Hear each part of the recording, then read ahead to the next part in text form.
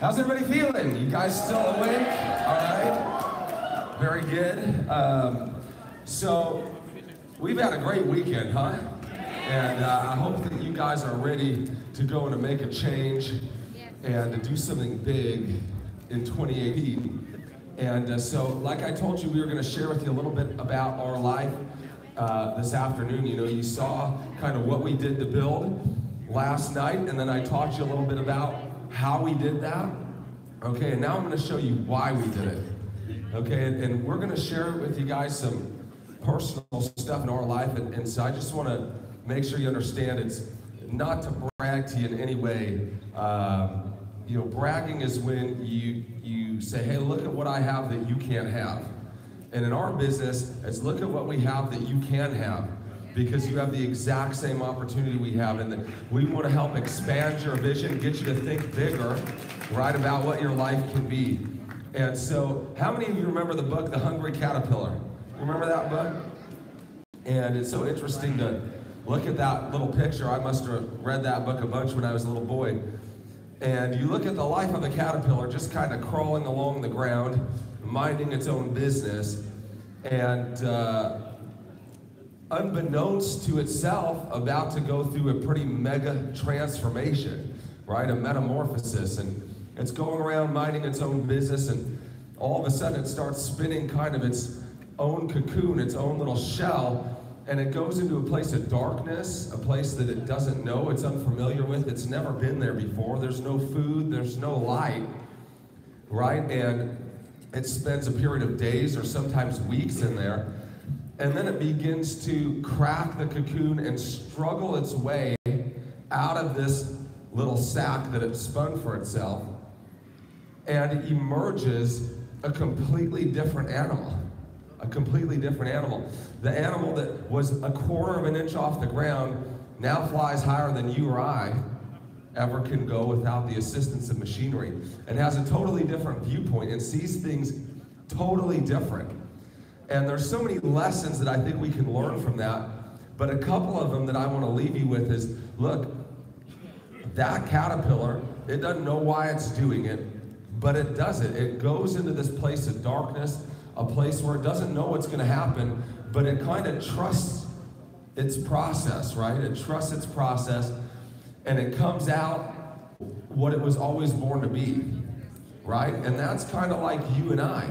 We come here and we were born to do something special with our life.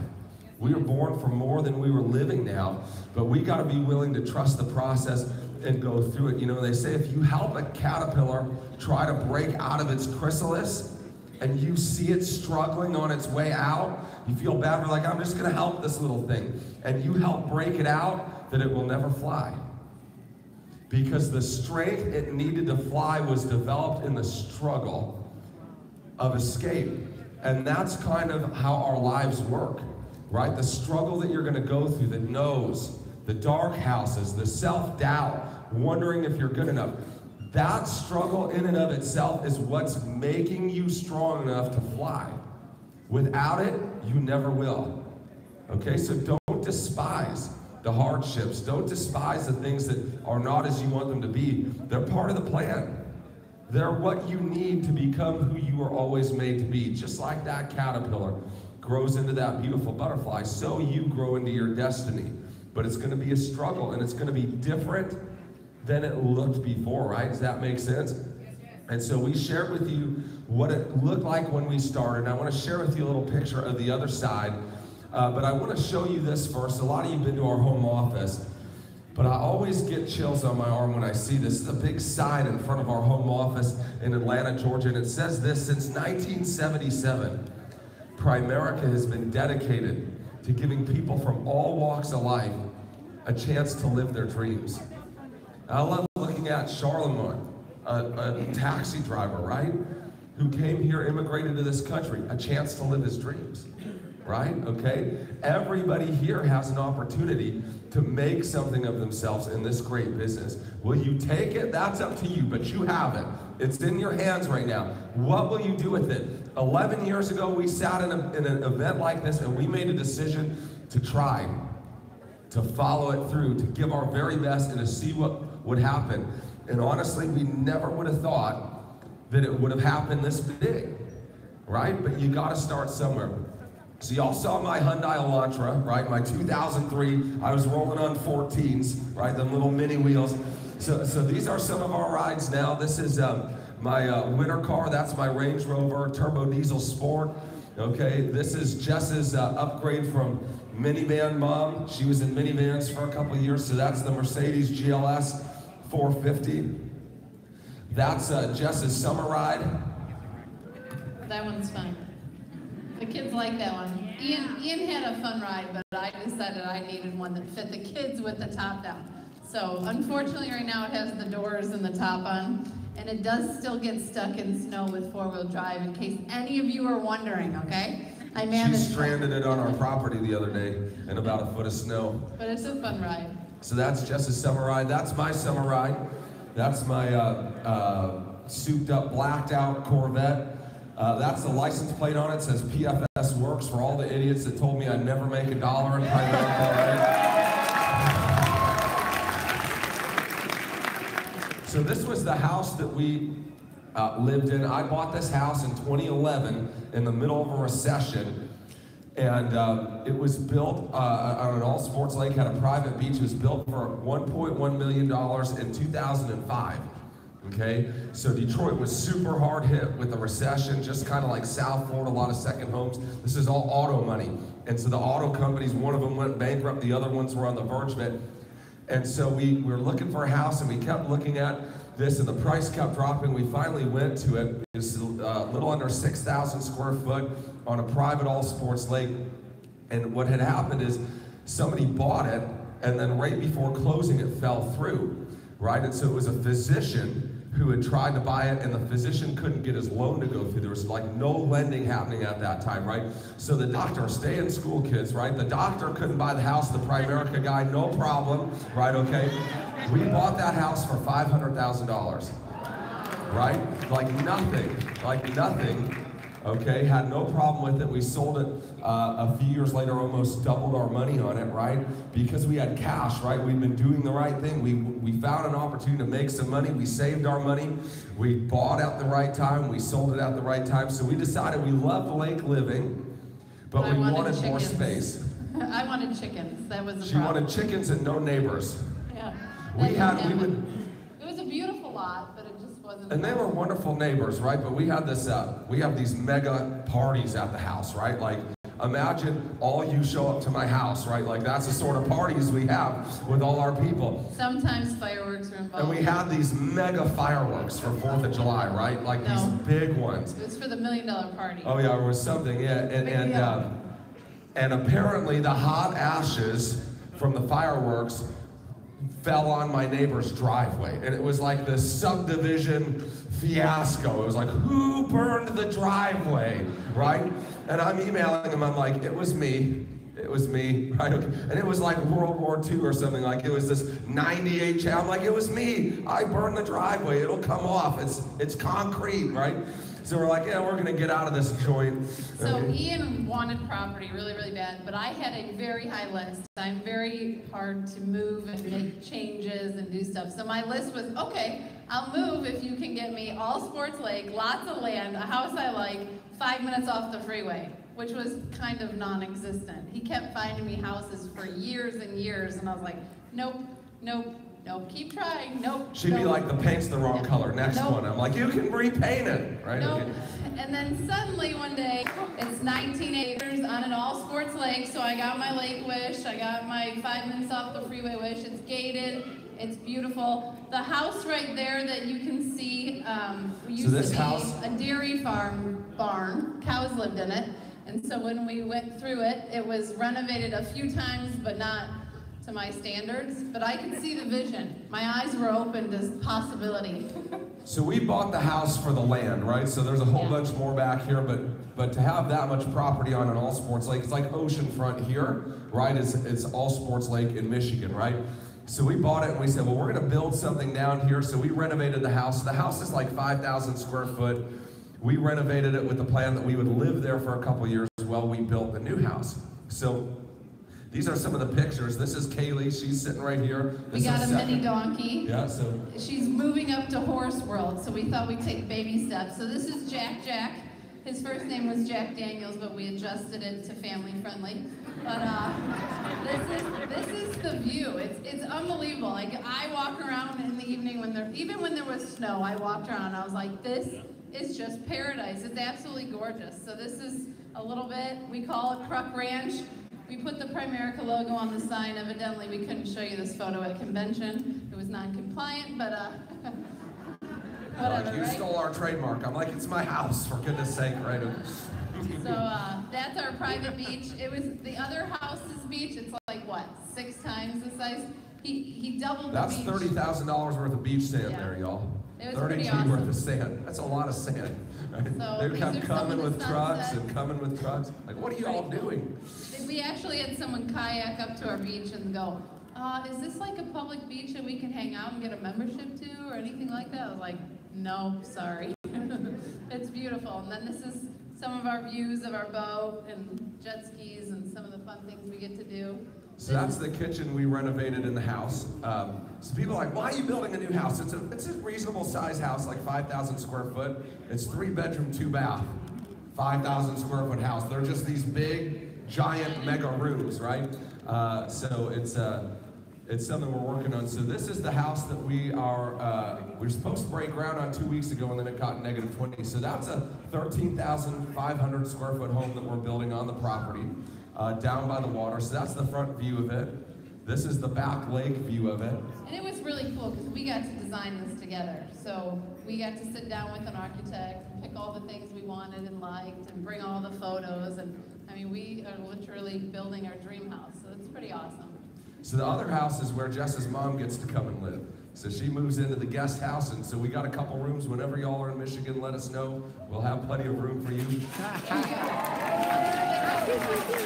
This is the kids. So the property was my dream because I feel like kids don't get to be kids much today. And this property, they can just go be kids and they can enjoy life. And I don't have to worry about if they're riding their bike down the street, what's going to happen to them, or if they're rollerblading at 7:30 in the morning, they have plenty of room to go outside and be kids. And we ended up with 4 baby goats and 23 chickens and 11 ducks and a donkey and barn cats and It's a zoo.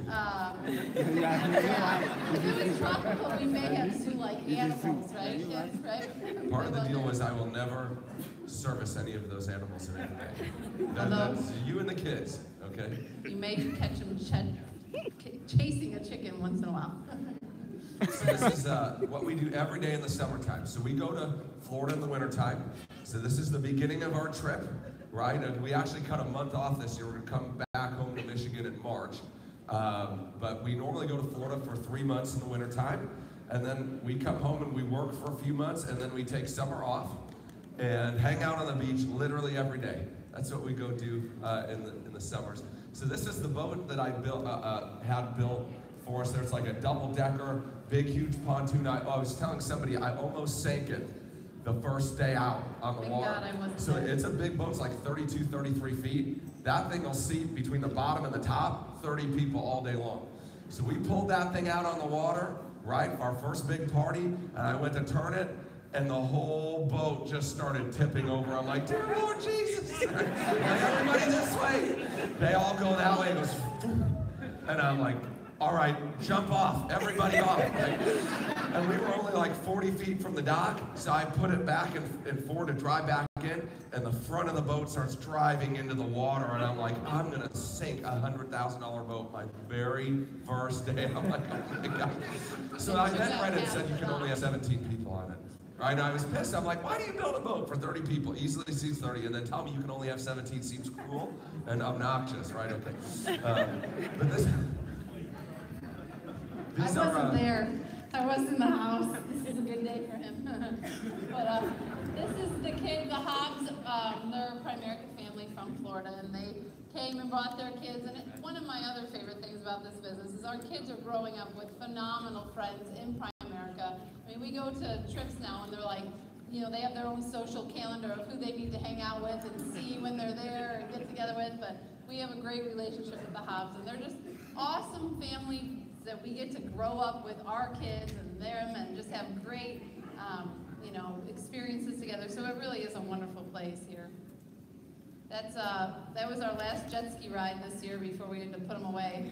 You can see the pretty leaves in the back, but it was getting a little cold, but it's fun. We have a good time out there. So this was our travel schedule last year. So these were personal trips. So we actually traveled for almost 4.5 months last year.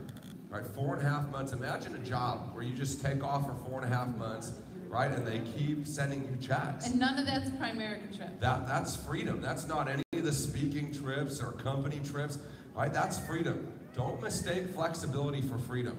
So many people are like, I got a good job, I get 3 weeks off, I get 4 weeks off. You can take your life off here if you build this, right? Okay, and do whatever it is that you want, whatever it is that you dream, you can do. One of the dreams was to be able to homeschool the kids. So every day, we've now had about 4 years of homeschooling. Four of you are like this? Awesome. Yeah, they tolerate me pretty well, but it's an awesome experience to be able to teach them every day and have them with me and have them around the business. This is Zachy's first time in a meeting, so raise your hand, Zach. I'm pretty pumped. He just likes to get back. But it's just a great experience, and we get to do wonderful field trips and go places because we have the ability, and now we have the time and the freedom to do it. So it's. I'm going to interrupt you too real quick. He begged to come to the meeting. Some of you were begging your people to get to the meeting. What's the difference, right? See how they grow up? Like, Mom and Dad, we want to see why we're not like all the other kids. Will you let us come and see what this is? I left Zoe crying. But this is we actually have them in private Christian school, and we missed 41 school days 4 years ago. And they refuse to give them homework. We're like, give us the homework, we'll do it with them. We're traveling. They straight refuse. They're like, no, we're not doing it. And Chris Coop, who's a great mentor of mine, he said, you never let schooling get in the way of a good education. And so we like, well, let's pull them out, right? I'm like, y'all should be thanking me. I'm still paying the tuition. It's like paid vacation for your teacher. You don't have to teach them. You're still getting the money.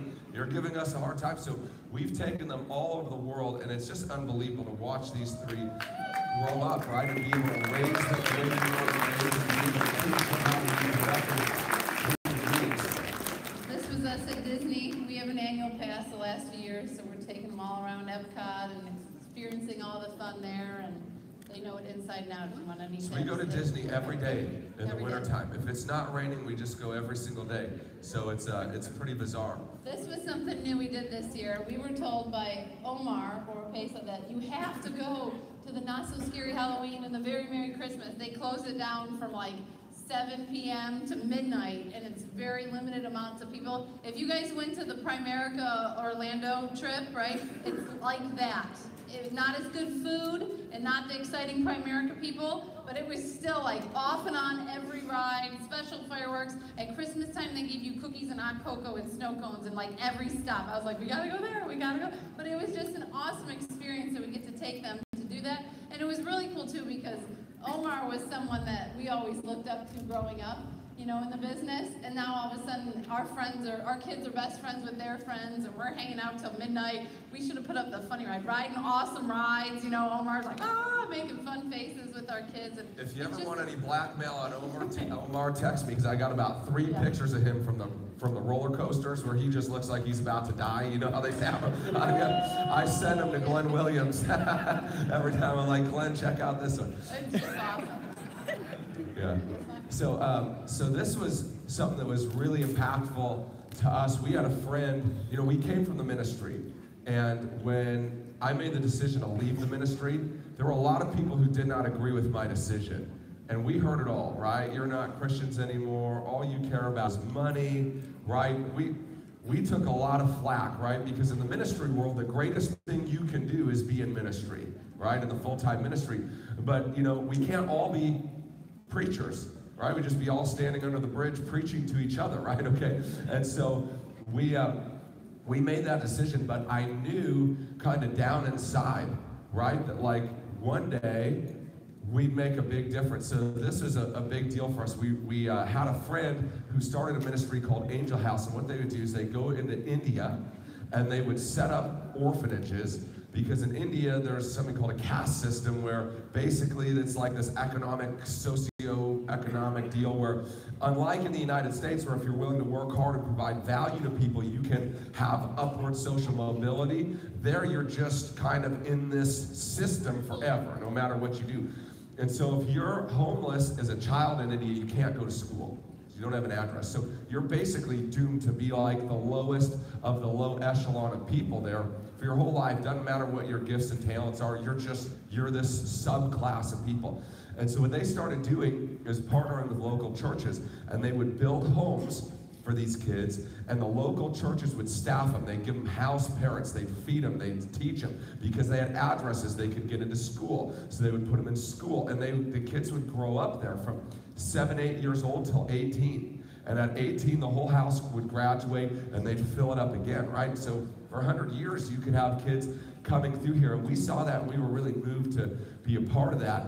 But we just really felt like it wasn't the right time, and for a number of years, we've been able to do something like that, but we really wanted to have our team get involved. So we set a couple of goals, and we said, guys, listen, when we do X as a team, okay, when we do X as a team, we're going to open this Angel House. It's not going to be from Ian and Jess, it's going to be from Team Relentless. And so these guys went to work like crazy. They went to work like crazy to make that happen. And this is a post I sent out. It says, another dream come true. Jessica and I have had opening an Angel House orphanage on our dream board for years. So that picture right there was a picture of the plaque that gets put on that with somebody else's name on it. And we scratched it out with magic marker, and we put it on our dream board. We said, one day we're going to do this. And it says this, it says, for years we had it on our dream board, and today Team Relentless made it a reality. It says, God told me, not out loud, but on the inside, when I left the ministry to pursue business. And it cuts off, but here's what it said, that one day I would give away more every year than I used to make in a year. And it was just kind of this knowing on the inside.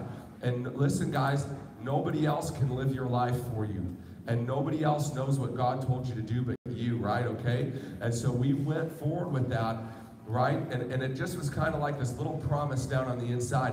And when we wrote the check for it, oh, I took that slide out apparently. When we wrote the check for it, we did a deposit of half, and then we had to do the second half. And I looked at it, I was making $27,000 a year at the church. And the check to open that was $28,000. To open that thing, and it was like in this moment, it was like kind of brought back to this moment 10 years earlier when I took a leap of faith, when even I didn't understand, when nobody around me supported it.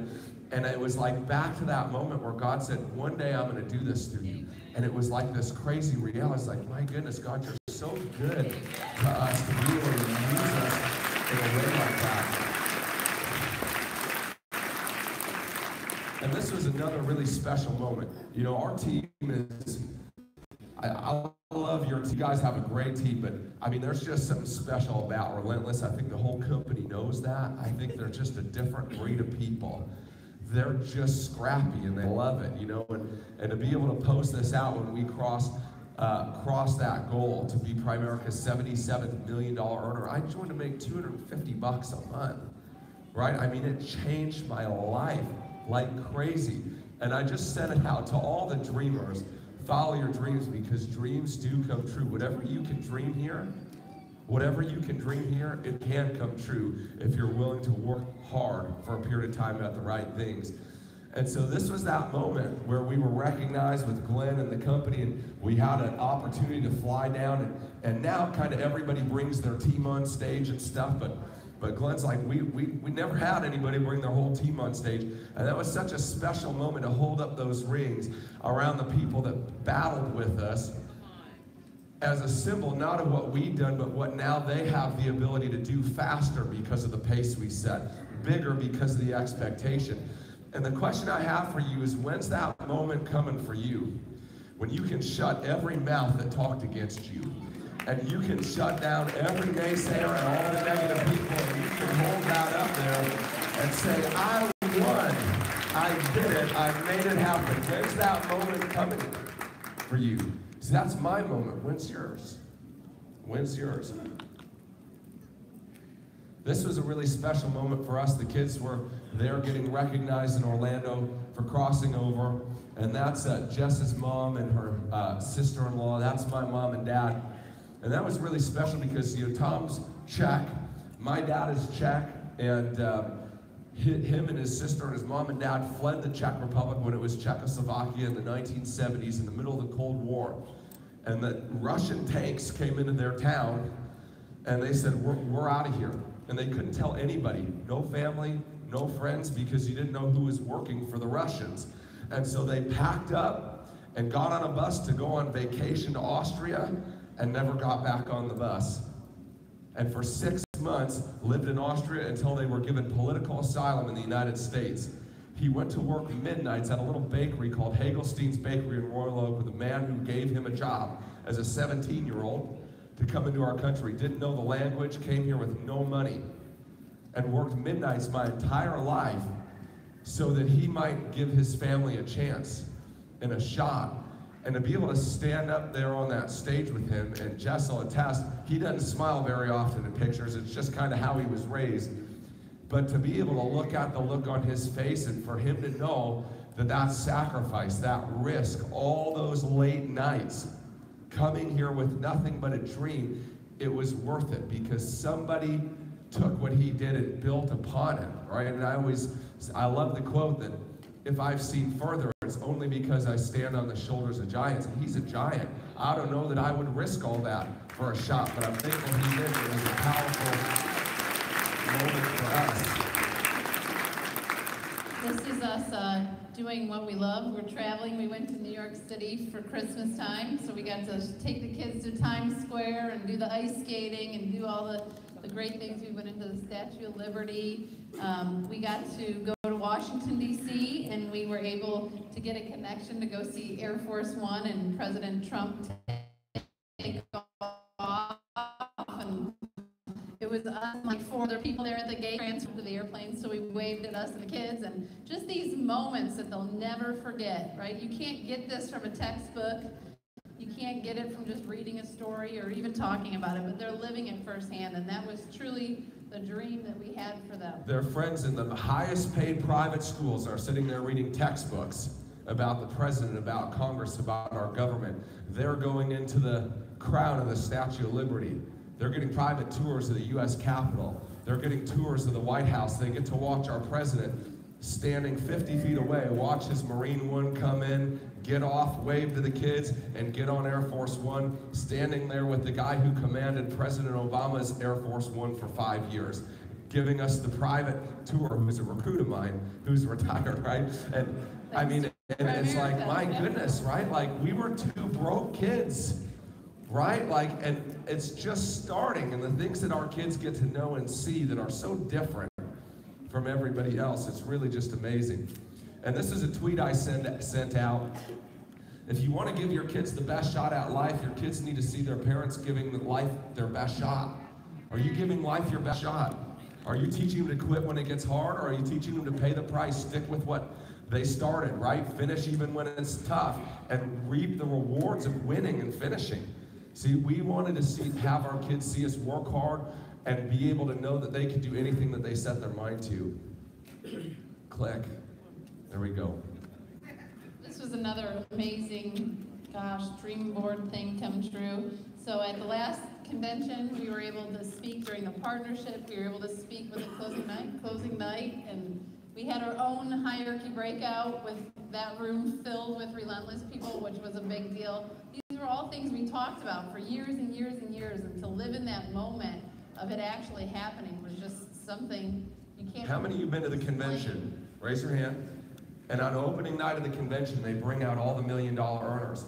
And we were just 2 kids sitting up in the second row saying maybe one day we could do that. And to be able to walk out on that stage as $1 million earners less than a decade later, I mean, it was surreal. It's unbelievable what can happen to you in your life in this business if you're willing to go after it.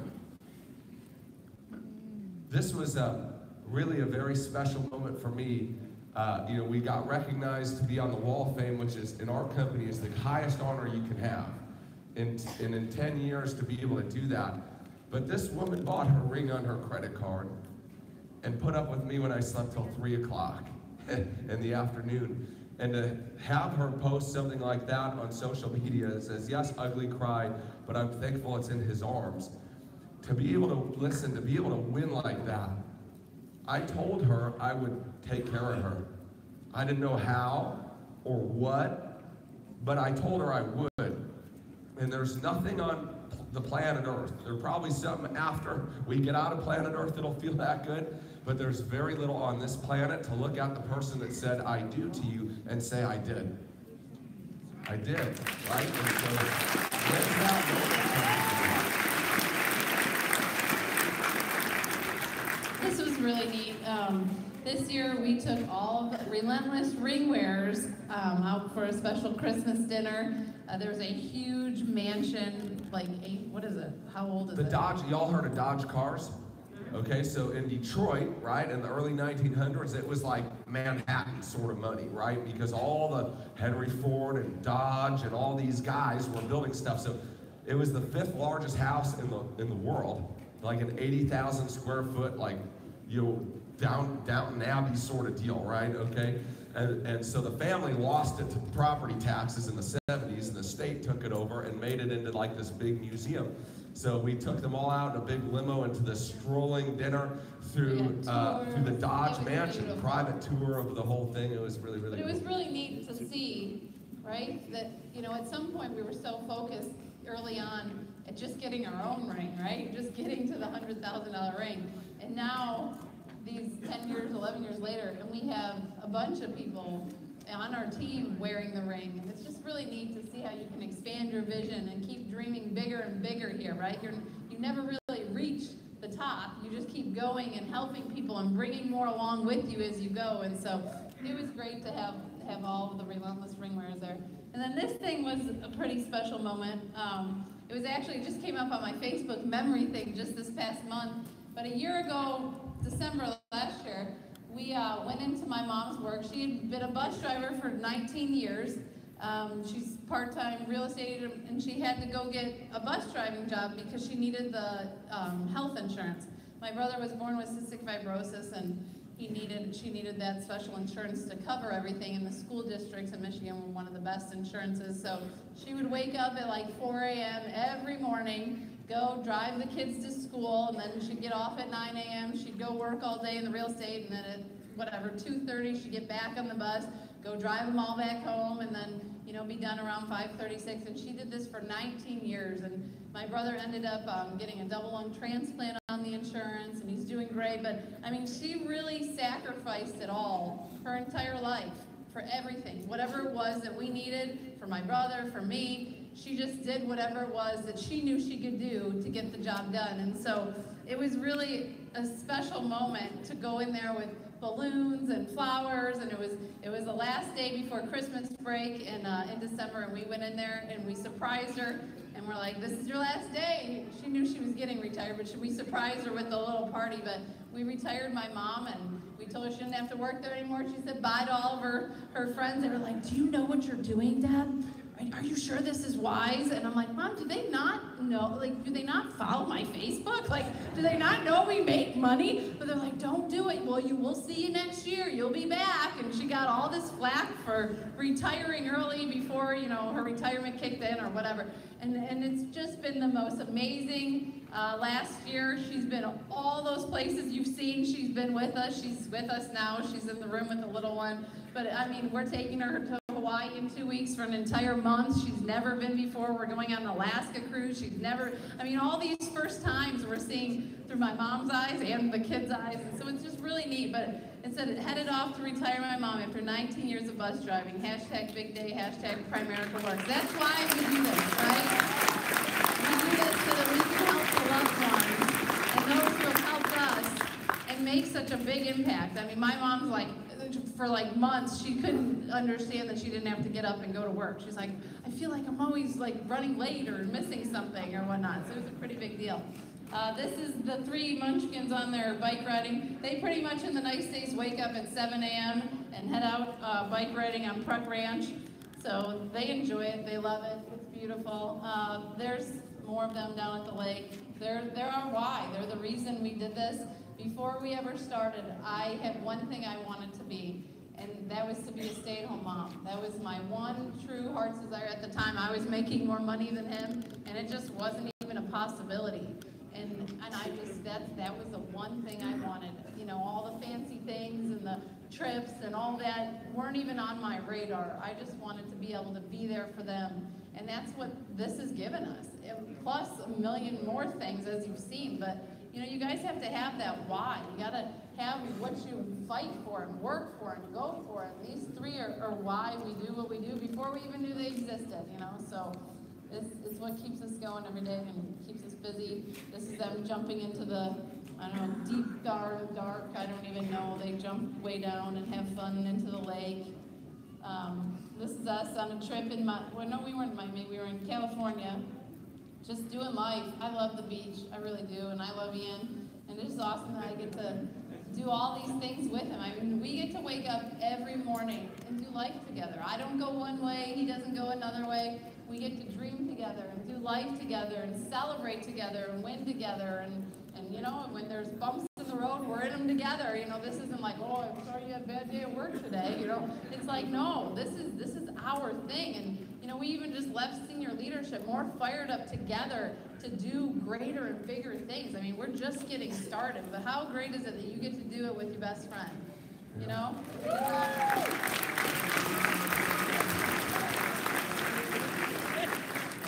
All this stuff is wonderful, but to date your wife, and to date your kids, and to travel to the great places of the world, and to have a hand in how they're raised, and to teach them, I mean, that's what life's really about, right? I mean, you get one chance on the planet Earth with the people you love. And most of us spend more time with people we can't stand, doing something we don't like, trying to pay bills. It doesn't need to be that way. It doesn't need to be that way. You can make a choice. This is what I left 11 years ago to pursue this crazy idea that I might be able to build people who get people who get people and do something big with my life. And everybody told me don't do it.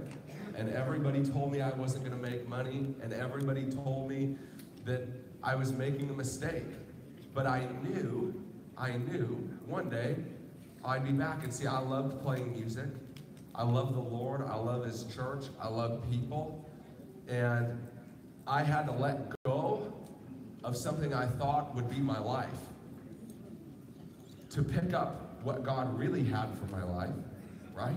That I would have never been able to grab onto if I was still holding on to that.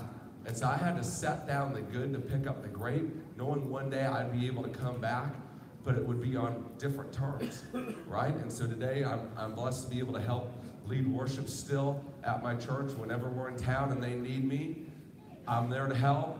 And you know, I don't want any money. I'm just there to do whatever you need, right? And so now I get to do something I love because I want to, not because I have to, right? And what's that thing in your life that you're kind of holding on to right now? It's not a bad thing. It's a good thing. Something you probably really like, something you probably really enjoy, something that might even be wrapped in your purpose. That God's asking you, hey, will you trust me on this? I know you don't understand, but will you trust me on this? Will you give that to me and let me give you more than you ever thought or dreamed or imagined? Right? And I think that there's some of you in this room that you got to make that choice and that you'll come back. And I couldn't see it then, but I see it kind of full circle now, right? That, man, I'm back doing exactly what I had to walk away from for a period of time, but I'm doing it in a more impactful way than I ever have, right? And this is something that I want to close with, and that I just wrote maybe 6-8 months ago on a whim when I was having kind of a down day. And believe it or not, I have those sometimes, right? My down days just have more zeros attached to the end of them than yours, right? It's a bigger problem. But I was thinking about our business and all that you got to go through. And so I just wrote this, and it really touched me, so I want to share it with you. It says, no thanks, no, not interested, not for me, no shows, dark houses, I'll call you back, I don't like doing business with family. Friends that quit, financial issues, teammates that bail, clients that change their mind. Drive 2 hours for I need to think about it. Working while all your buddies are relaxing. Wondering if it will ever happen for you. See, all those things, guys, it cuts like a knife. And then one day you look down and you see all those cuts that you thought were painful were really shaping your destiny. From the coal, you become a diamond of great value, strong, vibrant, and beautiful.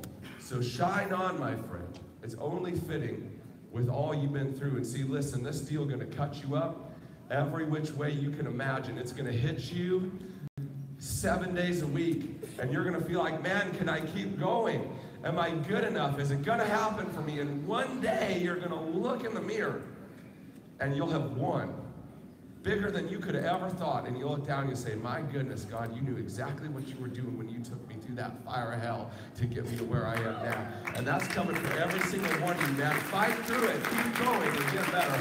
God bless you guys. We'll see you at the top.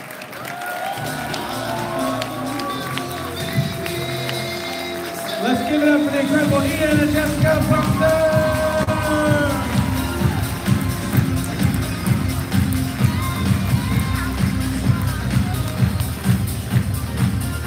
If you've got credit card forms, you can turn them into Miss Grace Anglada. She will be at the registration desk for our next event coming up in May with Gus. We thank every one of you guys for being here. We hope you got a lot. Please see Jason Martin out in the back. Take the opportunity now to get this recordings of this event, plus many, many more. God bless everyone. We would appreciate a few of you hanging back to help us break down. But God bless you. Get home safely. And we look forward to seeing you in Hawaii and back here in May at Innisbrook. Take care.